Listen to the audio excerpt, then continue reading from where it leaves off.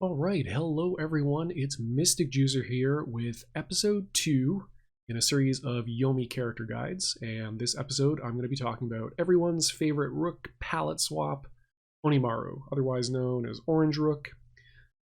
Big fan of this character, definitely one of the characters I am playing fairly often in competitive play.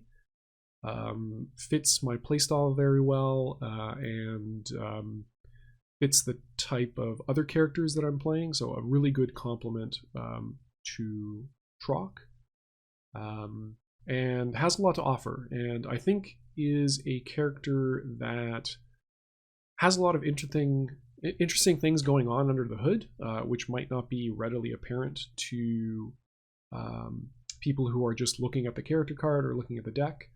And I thought it would make a good subject for this kind of overview video. So just like in the Rook overview video, I'm going to go through basically the character's theme, their general approach to different matchups, what kind of game plan they have generally, a specific look at their tools like the cards and abilities that the character has, what their weaknesses are in particular, because Onimaru has some very straightforward weaknesses and some ways to get around that, and some other ways that he can't. And that's an interesting discussion. So even if you're not interested in learning the character, it can be good to learn more about your enemy, borrowing, from Sun Tzu there, which Onimaru is loosely based on, or takes inspiration from. And then we're going to talk a little bit about the characters' matchups, at least as far as the way I see them, and what I think their tier standing is. So without further ado, let's talk about Onimaru and the key components of his kit and his approach to the game. So Onimaru's a high health character. He's got 90 starting health, puts him near the top of the range. And he's got some really unique abilities that make for a pretty interesting game plan, in my opinion. So the two key abilities that he has and that inform the way that he operates are Guard Crush and Final Authority. So Guard Crush is essentially kind of his early game, is an early game ability. It's what he uses to apply pressure at the start of a match. His normal attacks can't be blocked by cards of equal or lower rank, except by named blocks with special abilities. So Onimaru's 10 attack, for example, cannot be blocked by any member of the cast unless it's by Rook's special blocks, Gwen's 10, because it has a special ability on it, and Argarg's ace block, for example. So all of those would be able to block normally and do whatever their effect is if they have special effects. But every other block that sits on a 10 or lower will lose combat to Onimaru's 10 attack. The reason I mention this as an early game ability is typically for most of the cast, if we're talking about a standard kind of footsies character, so your Graves, your Valeries, any of the grapplers, there's generally a start of the game situation where you've got an undeveloped hand. You've got a mix of early game and late game cards. You don't have sufficient cards to really exert your character's game plan generally, and you're looking to build. And that's when Guard Crush can be very, very threatening. So anytime that a character is going to be blocking against Onimaru, it's far riskier than it would be against another character in the early game that builds their cards normally. Because typically the way you beat blocks is you throw, and if you're throwing, you're not building a hand, right? You're setting up for knockdown, you're not building a hand, you're going card neutral, or you're throwing into large damage, in which case you're actually spending resources out of your hand and reducing the size of your hand further. It's typically not something that all characters in the game can do at the very, very get-go. Onimaru kind of turns that on its head with Guard Crush. The second component is Final Authority, which is kind of the late game twin. That's the other side of the coin to Guard Crush. So this is an ability that sits on his 9. So the way it works is if you combat reveal a face card, so if you play a Jack, Queen, or King as your combat reveal card, you can discard a card of the same suit as the attack and the 9 to win combat and knockdown, and this can't be countered. So basically, he just gets to decide, if I play the if I play the Jack of Hearts, for example, I discard any 9 from my hand, I discard another card in my hand that is a heart, and I will then have 1 combat. No matter what the speed of my opponent's attack, my attack counts as having outsped it. And this is pretty incredible. We'll get into his kit, but being able to any ability that allows you to turn a combat loss or tie into a combat win is incredibly strong. So abilities that are like moves that are armored, like Rook's King, or Trox King, or Trox Jack. Abilities like Zane's King are all abilities that are incredibly strong in this game. Being able to win combat on a combat loss is very valuable. So let's talk about how this kit comes together. Onimaru's game plan can kind of pretty easily and pretty nicely be divided into 3 stages of the early game, the mid game, and the late game. So in the early game, he's got pressure off of his 10 and ace. These are the 2 cards that Onimaru's opponent is going to be most worried about losing combat to. The 10 attack, because it deals 20 damage at the cost of going card neutral. So he doesn't even go down on cards if he successfully hits with a 10. And he just gets 20 damage for free. And this can still beat blocks because of his Guard Crush ability. And the ace is very fast. It's a 1.0 speed attack. And if it hits, it's going to allow him to activate a ton of damage on his next combat win with a face card. So it adds 15 damage to any other combat win with a face card. The only way to remove that, so to get rid of that ability, is to successfully block one of Onimaru's face cards. So that ace ability sets up a lot of pressure. So you've got the 10s to beat blocks and the aces to beat things that beat the 10. So it's kind of an immediate turn 1 mix-up that he gets right off the bat. He has all the other early game tools that he has are being able to control the neutral with queens and his 5s. So I'll get into those in particular, but he has a very good card efficient single card. Like he's only playing 1 card. He's got max combo point of 1. He's putting a queen down. He's putting a 5 down in combat in the early game. The odds are very good that he is not losing combat. And he may not win combat with those cards. He's likely not to lose combat. So being able to move into the mid game without taking tremendous combat losses is a very valuable ability, and Onimaru has a lot of tools that let him do this. In the mid game, in addition to everything that he had in the early game, he now has a larger hand, a more developed hand. He's had a chance to dig through his deck for more tools and types of cards that he needs. So he adds strong dodge follow-ups. So generally, Onimaru has kind of flat damage. He maxes out at 20, barring exceptional circumstances of having attached aces.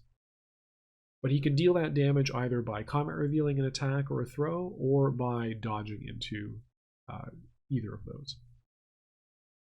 He also adds very fast throws, so he has 0.2 x.2 speed throws, and he has a rank of throws on his 7, 8, 9, and 10. So generally, if he's throwing with a 7, he has good odds of beating Obviously, he's going to catch blocks and dodges, but he's also going to be able to successfully win if his opponent reveal a throw as well. So there are very few characters that can contend with Onimaru's 7th throw. Finally, in the late game, he's got another very dire 50-50 mix-up that he puts his opponents in. He's got dominant speed attacks because of his final authority ability, and he can close the game with throws. So once he's got you at a life deficit, once he's got you with 20 health remaining, 15 health remaining, things are incredibly dire. Every combat reveal is going to be a risk, and you can't rely on playing your super raw, trying to catch some cheeky nonsense. Because if Onimaru happens to have a 9 in hand, happens to have revealed a face card, he just gets to win. Doesn't matter what the speed of what your super was, he wins combat because of final authority. And as a result, want to dodge your way out of that situation to be able to get that damage in around his final authority backed attacks. That's when his throws really, really turn on and allow him to eke out those last couple of hit points and close out the game.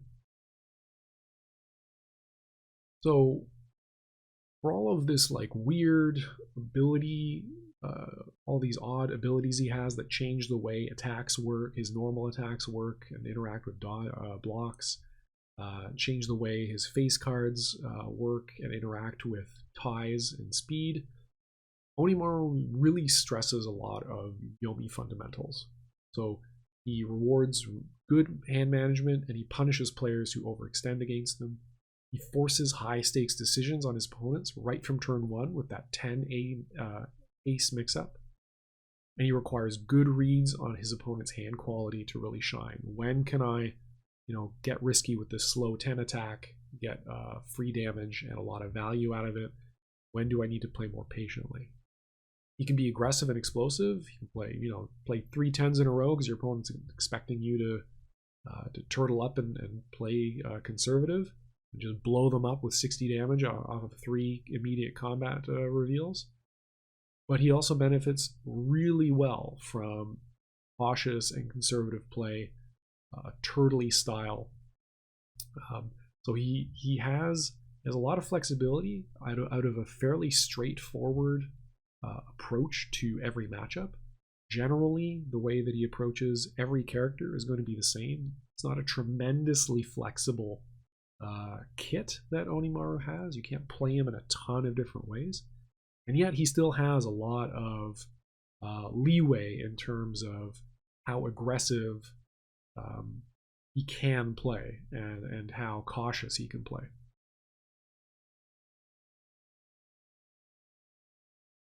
So having broken down his gameplay into these 3 different distinct portions of a match, let's talk through kind of the important early game cards.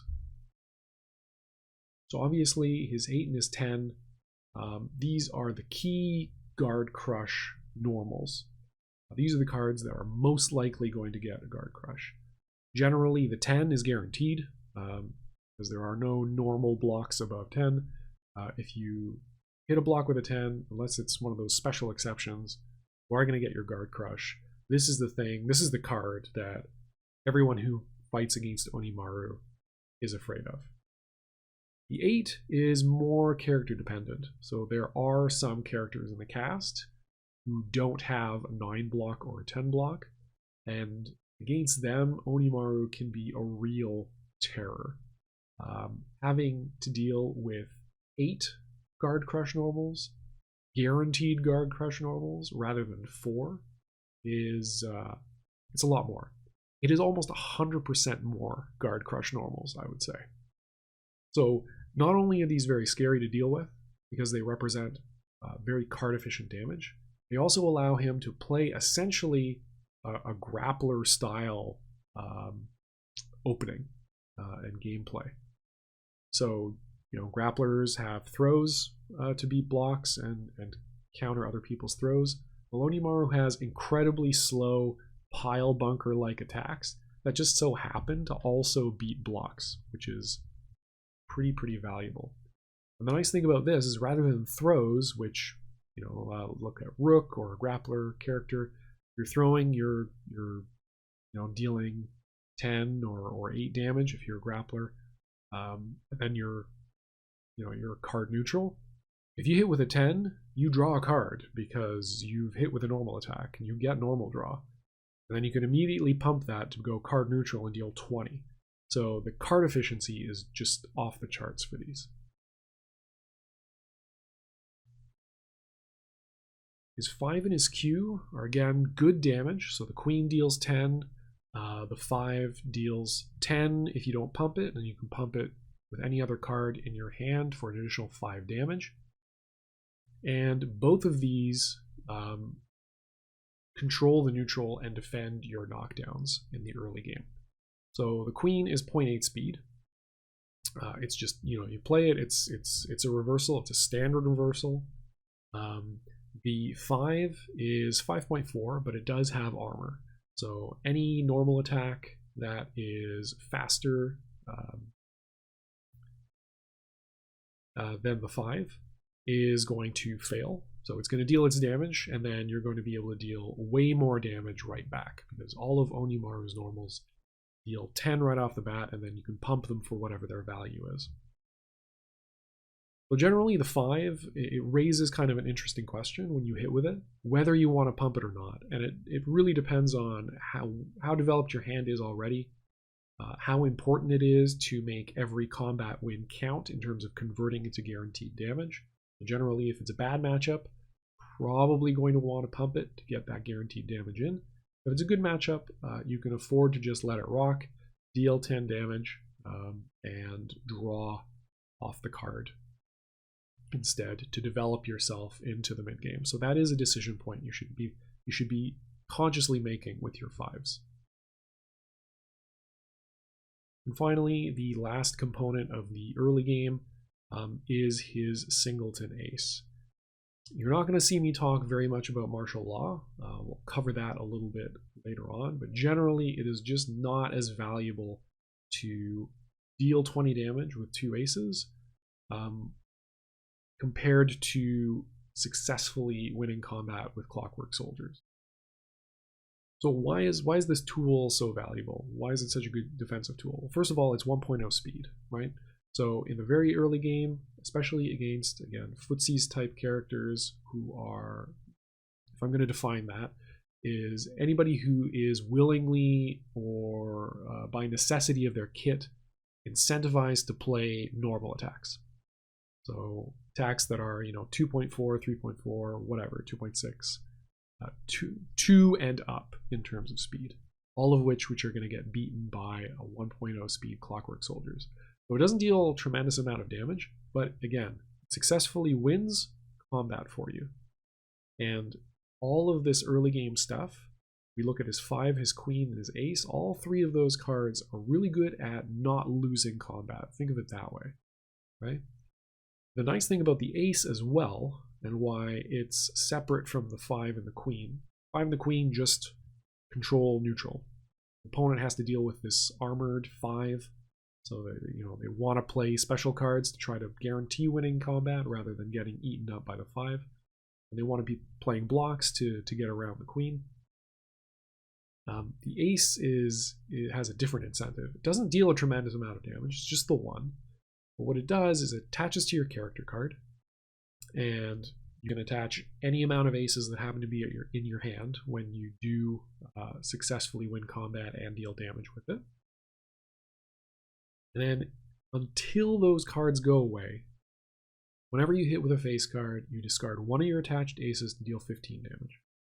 Whenever your face card is any of your face cards is blocked, you discard an attached ace. Okay? Fairly straightforward. But even just looking at the ace and the Queen, right? You attach an ace on the first turn of combat because they're expecting you to 10 attack. They go and throw out, a 2 attack to try to blow you up because they've got a straight. You hit them with the ace.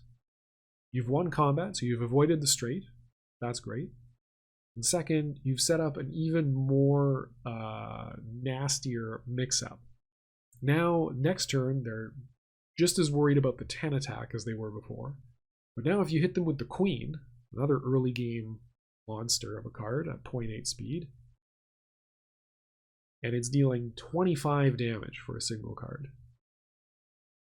Huge, huge damage. So you can really, really set yourself up for an amazing amount of pressure in the early to mid game, making you, able to get away with more blocks. You can turtle up behind this stuff.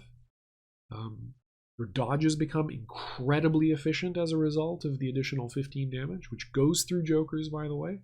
So if you dodge successfully, play a face card, dodge successfully, your opponent faces down, play a face card, the face card damage won't go through, but the Clockwork Soldier's 15 does. So it's guaranteed 15, essentially unjokerable damage off of dodges. Pretty amazing stuff. Those are your fundamental early game tools. Notice they're all attacks. Incredibly rare that you're going to be throwing with Onimaru in the early game. I'll talk a little bit about why you might in the future, but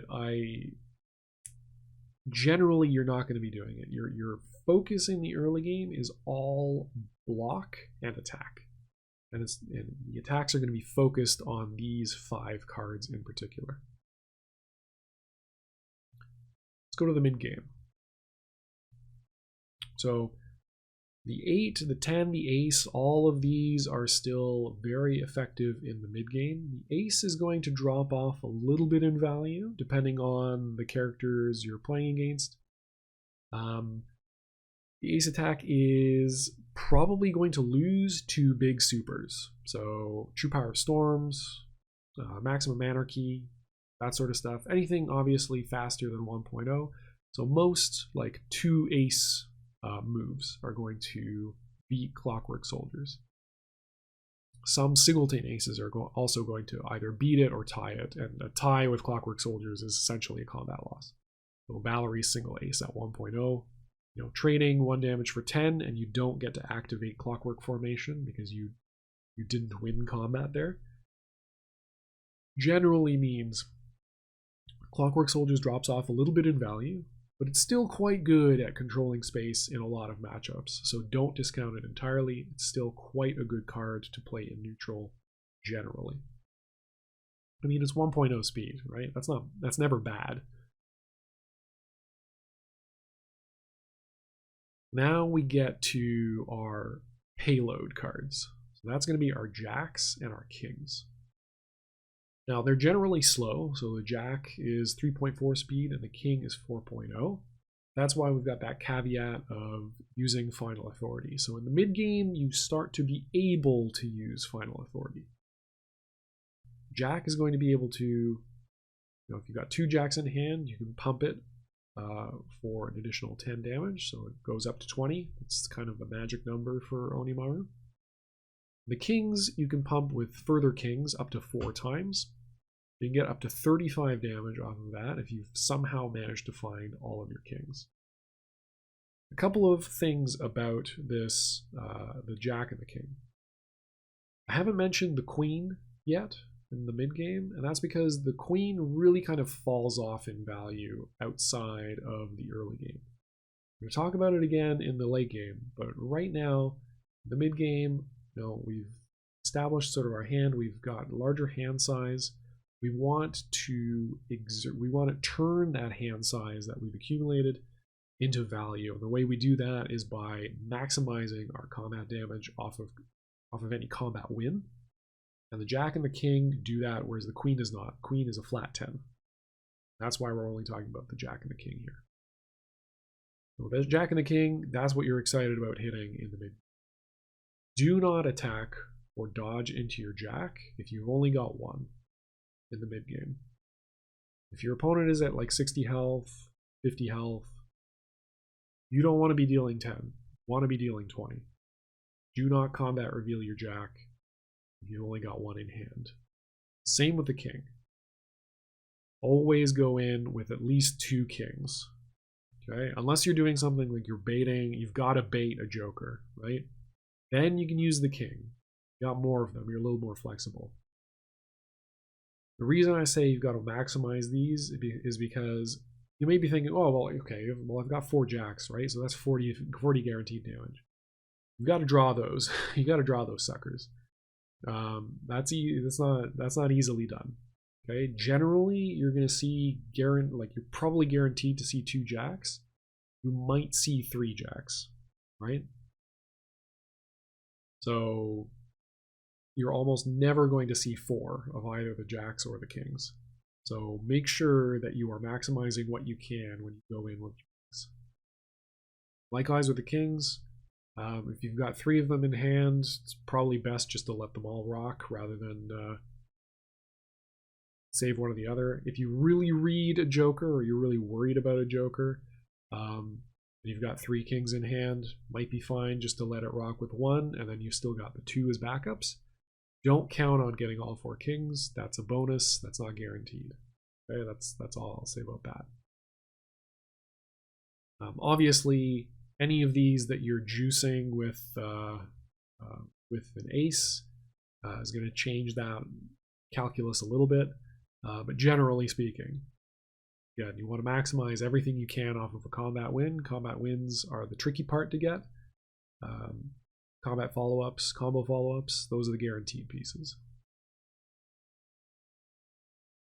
Mid-game is also where your 2s, 3s, and 4s, so your dodges, are going to come in valuable, right? So think about the type of pressure that you're exerting on your opponent. You're still using the threat of you've got your 2-way mix-up, right? You've got your 8s, 10s that are looking for blocks, looking for throws, crushing them. Then you've got your face cards that are punishing your opponent's attempts to punish you playing 8s and 10s, those slow attacks.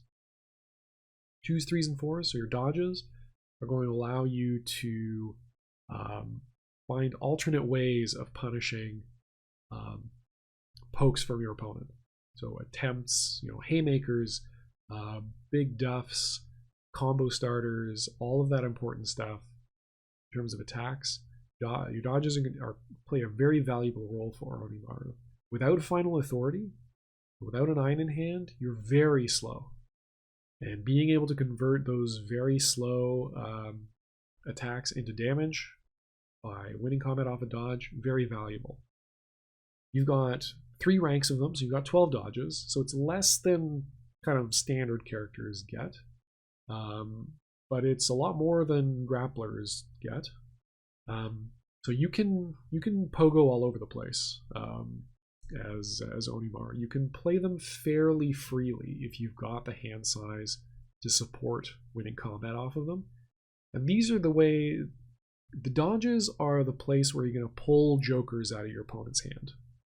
Right? If you successfully guard crush somebody with a 10, it's very rare that they're actually going to joker that because they've already taken 10. The follow-up is another 10 damage. Jokering 10 damage, it's okay. But you probably want a joker 20, right? If Onimaru is jumping around and they've got a 10 in hand, then playing the joker saves you 20 damage. That's way more valuable. So being able to pull cards, play the grappler matchup with Onimaru by dodging your opponent's attack, so trading one of your dodges for one of their attacks and either another card out of their hand, which may, maybe not a valuable card because they're bluffing with it. It's not going to be a high value card, but still pulling cards out of their hand, extra damage that they can't do in the future. Throws that are not going to affect your calculus in the late game. Or if you get a joker, empty dodging with Onimaru is fairly real, and I encourage you to do so. And you've got 90 hit points for a reason. You can take a beating, but anything you can do to make that beating less severe means you get more leeway. You can play a slower game. You can grind your opponent, to dust under the iron heel of your conservative play, to quote a StarCraft pro. And finally, in the mid game, you may want to start using your 7 and your 8 as throws. So if you are in a situation where it seems like your opponent has caught on to the fact that you don't actually have any, final authority plays, and that you're worried about fast starters and you're starting to dodge and they're starting to catch on, now you can counter throw with the 7, right? If you pump it once, this is one of the weaknesses that Onimaru has, is his throws, right? He doesn't get a ton of reach off of his throws. The 7 is going to cap out at 15 damage, and it costs 3 cards to deal 15. Not tremendous, right? A lot of other characters get a lot more value out of that. But 7 is very fast. 8 as well is very fast. We're talking about standard characters. So even if you're not dealing tremendous amount of damage, and I encourage you not to pump these too many times. Like, you don't always have to pump 3 times. If you're counter throwing, if you successfully throw and you weren't expecting the combat win, try to throw when you can pump once, right? Get it over that 10 damage threshold. It would be my advice. Dealing 7 damage with throw, and his throws don't knock down, so you don't get a setup off of them. Try to pump once. 1 pump is nice. Getting over that 10 damage threshold, moving the game along a little bit more aggressively. That's what I would generally suggest. Obviously, don't pump if it's going to put you in a dire situation where you've got very valuable cards that you've got to preserve. That's generally going to be kind of the mix of plays that you're going to see in the mid game. And finally, we get to the late game. Here, again, the 8s and 10s, these are valuable throughout the game. Generally, in the early game, it's going to be attack side only. As we get into the mid game, the 8's going to flip around. You may want to consider that as a throw if your opponent is spending a lot of dodges, or you can't find your 10s and they're blocking a lot with 9s and 10s of their own.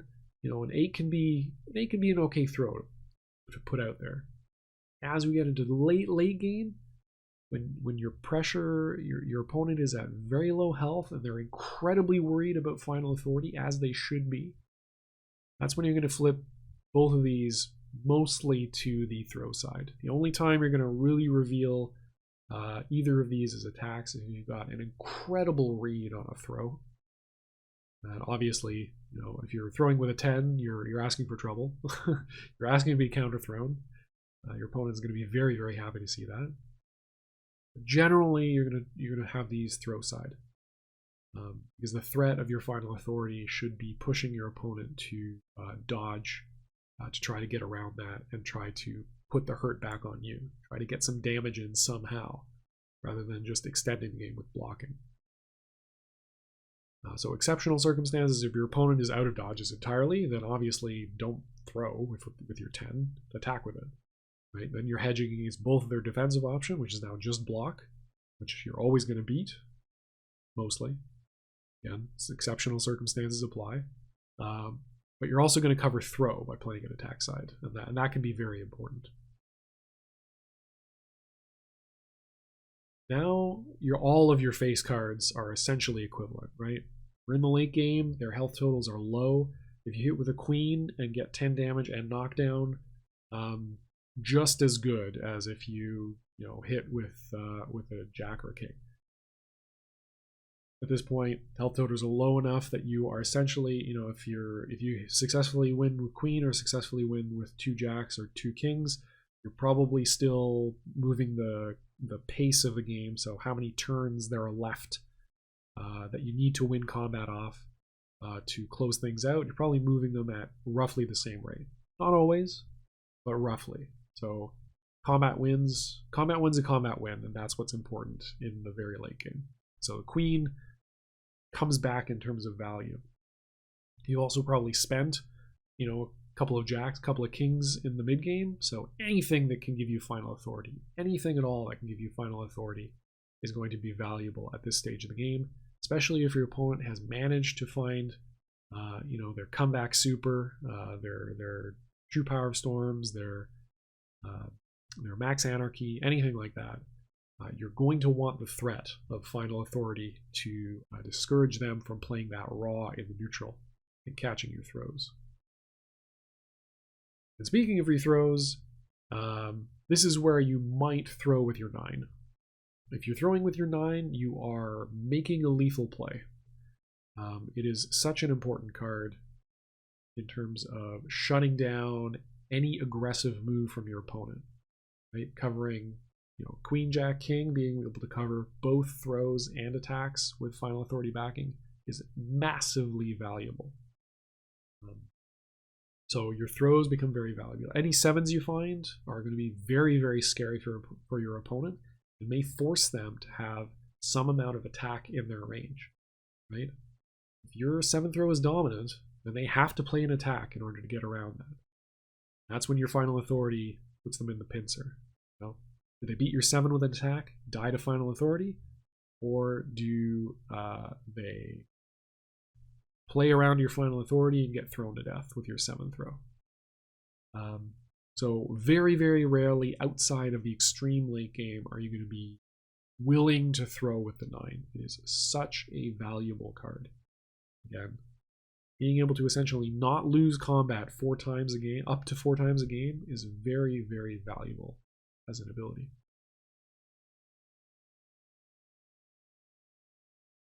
Let's talk about blocks. So Onimaru has his blocks on his 2, his 5, his 6, his 7, and his 9. That's 2 ranks of even blocks and 3 ranks of odd blocks. Generally, the 6 is going to be the MVP of blocks. It's going to be your most guaranteed, your most valuable, your most dedicated block, which is a very kind way of saying the 6 attack is the worst card in Onimaru's deck.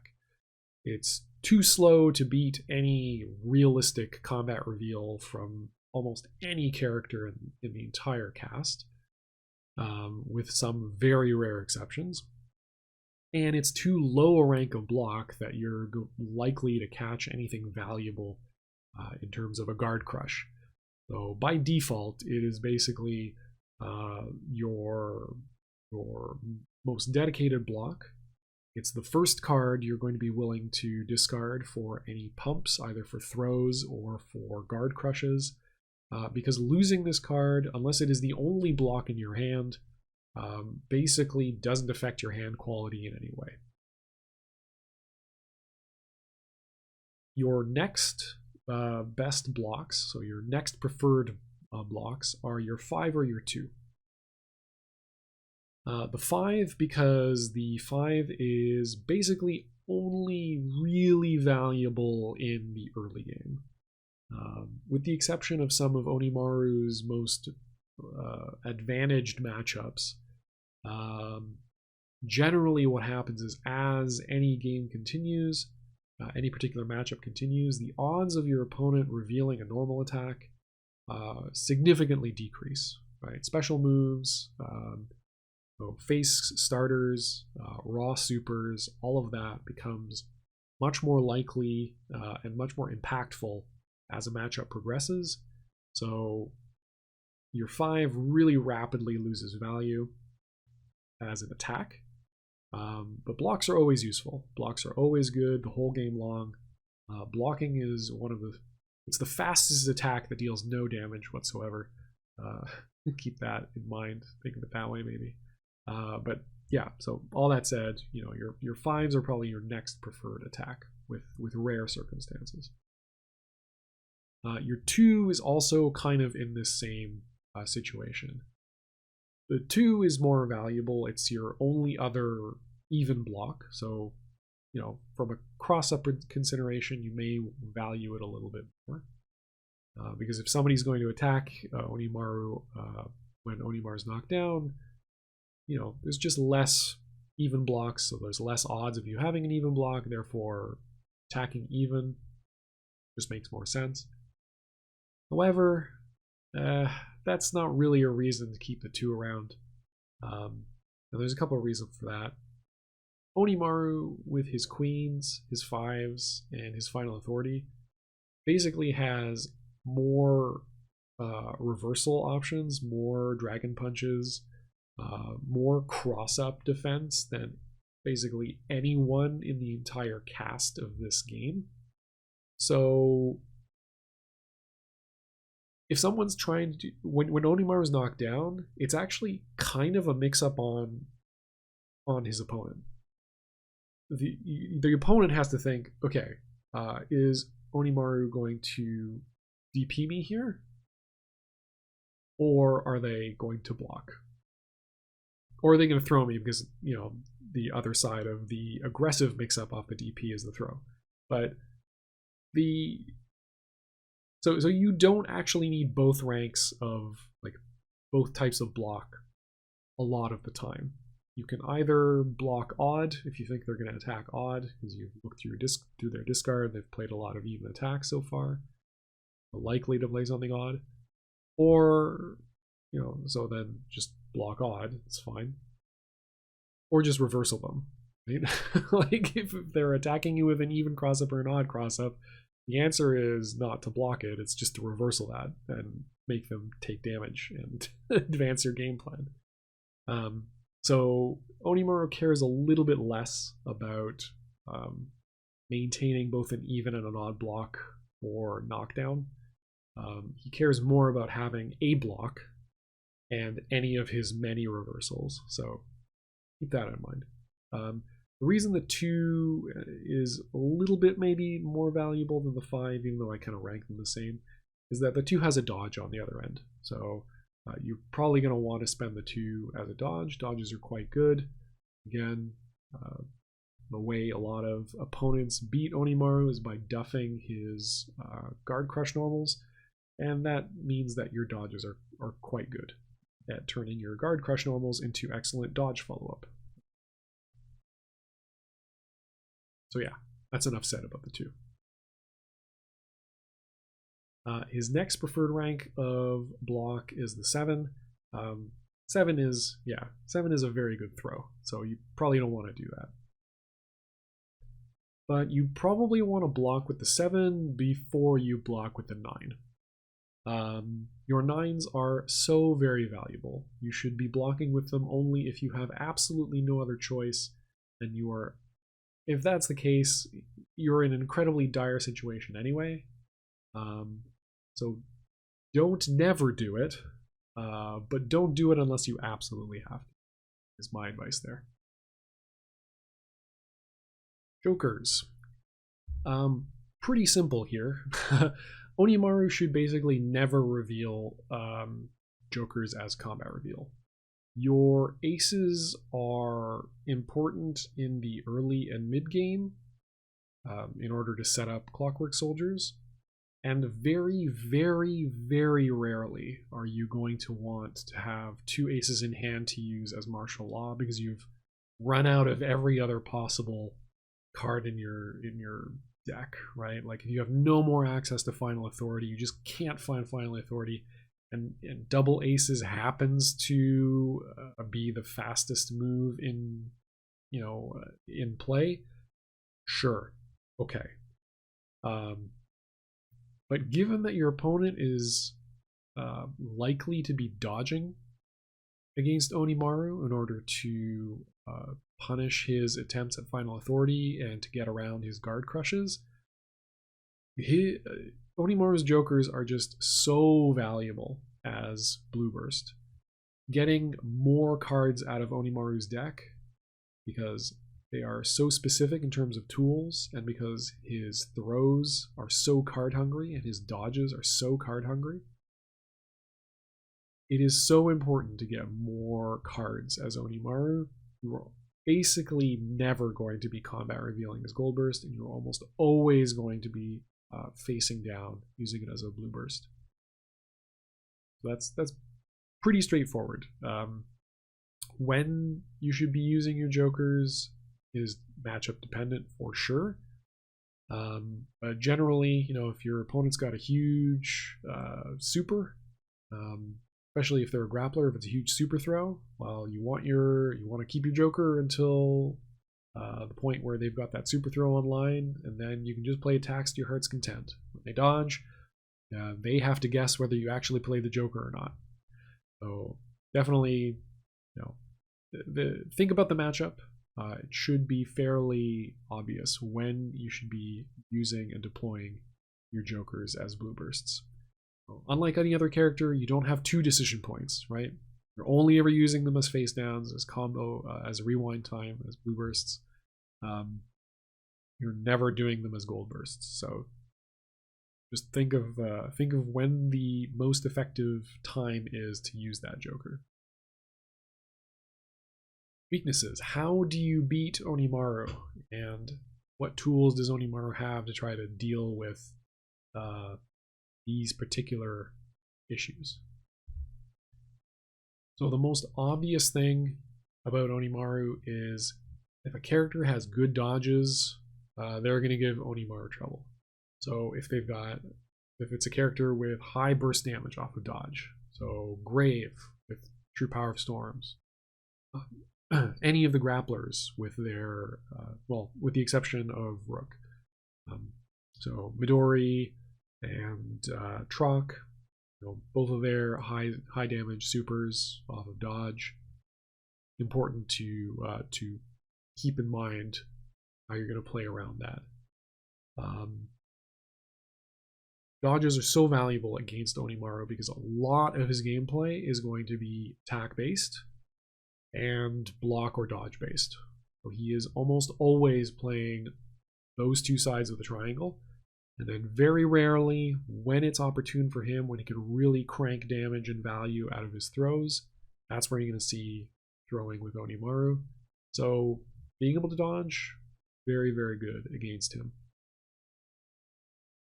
The other types of characters that do well against him is where you've got okay damage, but they've got lots of dodges. Zane falls under this category, for example. Gloria would fall under that category. So, Gloria can dodge. She can dodge into her Jack, which recurs. So her dodge is only spent once. She can recur her dodges. All of those are good qualities. Notwithstanding anything else about, Zane or Gloria, just the fact that they have those dodges is a key element of their toolkit when facing Onimaru. And other characters have that as well. Argarg also counts under this category. I know his ace block is not a dodge. I know his dodges are not all that great, and he doesn't have all that many of them. Okay, that's irrelevant. His ace block counts as a super dodge. It basically, instead of converting into a bunch of damage immediately, it's a whole bunch of damage over time, and he gets to be really, really mean to Onimaru because any combat win, which Onimaru is basically wins through the accumulation of how often he wins combat. Any combat win is negated off of the bubble shield secondary effect. So Argarg definitely counts in this esteemed group of good dodge characters, quote unquote. And that's it. Onimaru has no other weaknesses. No, I'm just kidding. So it's not a character specific thing. But Onimaru tends to play best when he is ahead. He's a bully. He is momentum based. He is win more. All of those different descriptions apply to him. So when he's working from a deficit, because of the build of his kit, because he gets so little reach off of his throws and they cost so many cards to play and to win with, if you're ahead against Onimaru is behind against you, you can get a lot of values playing soft to throws. So even a character, with bad dodges, if you only need to deal 12, 20 damage, and you've got 80 hit points to work with, you got to lose a lot of combat to lose that game. So even people with bad dodges can deal with Onimaru if they successfully get a big lead in the early game or the mid game. So that's why I mentioned, even though Onimaru can be very aggressive, you can get those 3 10s in a row and just deal 60 damage right off the bat. The other way that can go is you reveal 3 10s in a row, and each time, Setsuki full combos you for 20 damage. And then you're sitting there having taken 60, and you've got to stare down the barrel of a character who just refuels all the time. fill in your own nightmare scenario in here. So this is something you can guard against somewhat with Onimaru in the way that you play. So try to, even though you've got to play your haymakers, you've got to play those guard crushes to get them. You're not going to, you miss every 10 you don't play, right? But you can't just play 10s. You got to mix it up. You can't just play throws over and over as a rook, right? Same concept. The second weakness that Onimaru has is resource management. So it came out a little bit, maybe you noticed it in discussion of the early, mid, and late game play. But Onimaru has a very particular mix of resources, right? He's got slightly less dodges than other members of the cast. He's only got 4 final authorities, and you're not guaranteed to find, all 4 of them for your play, depending on how fast the match is. The only card that really is fairly low value in his kit is his 6, and you only got 4 of those, but you got a lot more cards to pump, right? You're not going to be winning combat with a 10 and then not following, pumping it to find that other 10 damage. And the cards that you throw away are very important to consider. Generally speaking, one of the biggest improvements I think I made in terms of my Onimaru play was to stop throwing away kings as aggressively as I had been. I think there's an instinct in a lot of Onimaru players, especially if you're starting out early, that you look at the king and you're like, okay, well, it deals 8 and you pump for 9. That's less than jacks, right? Jacks deal 20 if you got 2 of them. This deals 17. It's already 3 damage less. It's not a lot, but it's a little, right? If I've only got 1 in hand, it's just 8 damage. That's 2 less than any other card. It's 2 less than if I play a 3 and win with it. So you can think of you can misvalue the kings quite easily. I think that's the easiest card to misvalue in this kit. It is so important to have burst with Onimaru. Having 2 kings is so valuable that getting rid of an early king, an early singleton king in your hand, can be a real detriment to your late game. What if you never find another king? Right? What if the match advances and you just don't have that other king to be able to threaten lethal with? Your opponent's at 17. Right? If you had that second king, you could kill him if you reveal king with final authority. Being able to take it slow in order to set up a good mid game, blocking is important. It should be the subtitle of Yomi. Blocking is Yomi, card time strategy game. Blocking is important. The Onimaru is no exception. He is deceptively card hungry. His throws are very card intensive, right? They're low damage efficiency per card. But you generally want to pump them as much as you can afford to. And doing so means you need to both manage what tools you're throwing into them, in terms of, I need to keep this many blocks. I want to keep my 10s around. I want to keep my 9s always. I need to gather my face cards. So what you throw away generally tends to be your 6s, of course. Your 5s sometimes, again, only really important in the early game. And then your dodges, actually. Because the value of final authority, the strength of final authority is so great that you can actually, Onimaru is one of the few characters that can just afford to toss all of his dodges out by the late game. If you go into the super late game and Onimaru has no dodges, if his opponent has no dodges, Onimaru is advantaged. The strength of final authority at cutting off the strongest avenue for huge damage from his opponents is incredibly valuable. You need to manage it actively and constantly. Make sure that you are not pumping with cards of particular suits if you have particular face cards in hand. I know that seems obvious, but it is incredibly important to make difficult decisions constantly with Onimaru. He's one of the characters that powers up for aces the least of any character in the cast, I think. He's one of the most consistent, one of the characters whose toolkit is so specific. Each card plays such an important role in the particular part of the match, that it applies to, that you can almost never afford to power up for aces. So in the late game, if you pick up an ace, that's probably actually one of the things you pump as well. Aces are probably one of the least valuable cards you have. Being able to keep an eye open, this is a very edge case, but it raises this concept again. Emphasizes the concept I'm trying to get at here. Being able to power up for a specific ace that matches a specific face card that you have to set up Final Authority is something you can miss really easily if you play too fast. So it's important to do this with any character. Play slowly, play at your own pace and at a comfortable pace. We are managing your attention, keeping in mind all of the fundamentals of the game. But in particular, Onimaru has this additional challenge where you really, really need to actively, constantly manage all of the resources that you have available and what you can make yourself, what you can make available to yourself.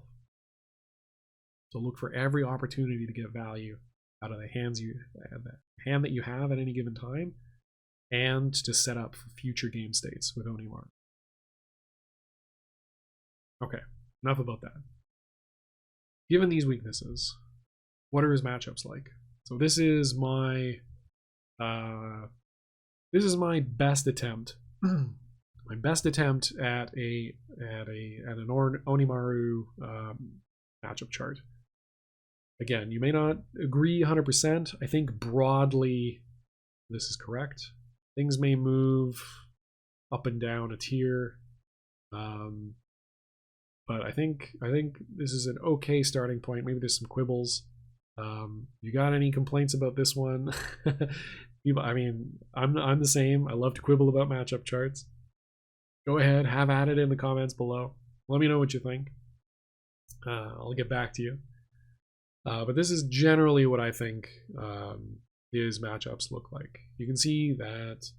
So let's talk about the normal set of the cast. So everyone kind of aligns, right, with their with each, with great. Below that is his good matchups, his even matchups, his bad matchups, and his terrible matchup. On the far right of the screen, you can see that Geiger and Zane are not playing, according to the rules that everyone else is.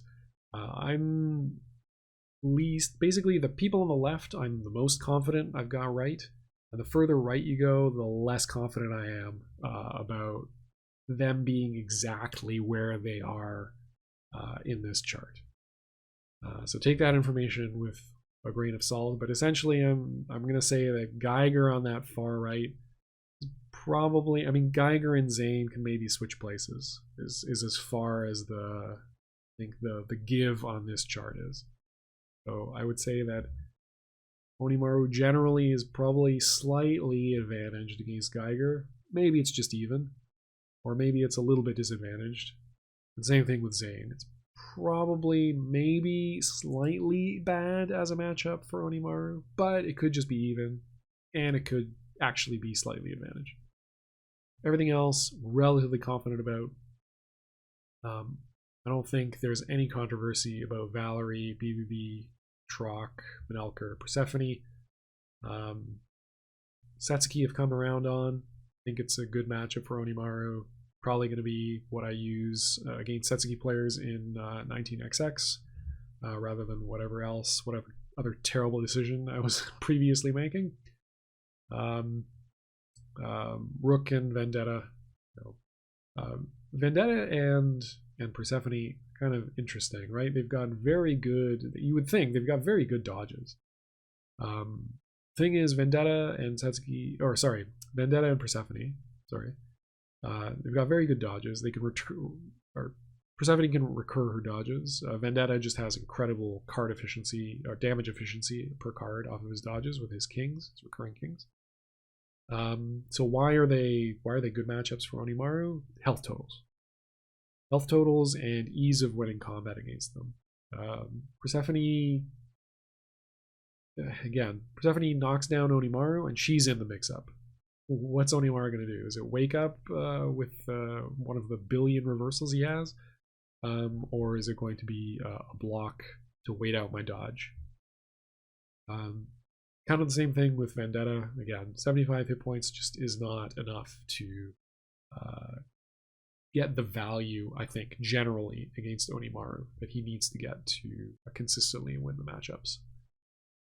A lot of even matchups, and then every Onimaru player has an opinion on what the worst matchup is, but it's always between two. It's either Argagarg or it's Degray. Fairly obvious reasons. Degray, again, best dodge in the game. Huge burst damage off of dodge because you can full combo off of it. And he also gets value off of the card differential, the hand size differential between himself and his opponent. Onimaru likes to play at a high hand size. Degray doesn't have to. So, deeply challenging matchup. Argagarg, very similar argument. Basically, ace block can set up checkmates from several turns out. While I agree that the Argagarg versus Onimaru matchup is bad for Onimaru, I actually kind of like it. Maybe that's just because I've played it as Rook and I hate it. I absolutely hate that matchup. I actually kind of like it. I think there's a lot of tension in that matchup. There's a lot of... it feels more like a conversation than a lot of bad matchups do. Maybe it's just the kind of players that I've been playing and the types of luck that I've been having. But that's the way I feel. Feel free to call me, to tell me I'm wrong.